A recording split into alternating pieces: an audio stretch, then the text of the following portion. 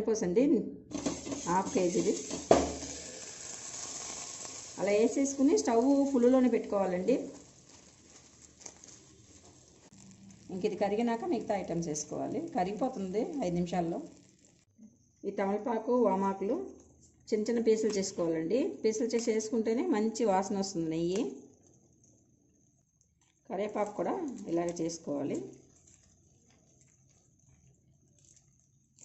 ఉప్పు వేయటం వల్ల నెయ్యిలో ఉన్న దట్టు అంతా కిందకి వెళ్ళిపోయి కూర్చుంటుంది. ఉప్పు కరగదు, ఉప్పు మనం తీసేయచ్చు లాస్ట్లో. ఇలా కరుగుతూ వస్తుందండి. చూడండి, సగం అయిపోయింది. జస్ట్ 5 మినిట్స్ చాలు నెయ్యి కాసుకోవటానికి. ఒకసారి నెయ్యి బెండపూస గిన్నెలో వేసినాక ఇంక మనం తిప్పకూడదండి, కదపకూడదు. కదిపితే మళ్ళీ నెయ్యి సరిగ్గా కాగదనమాట. అది అంతా కరిగిపోయింది చూడండి.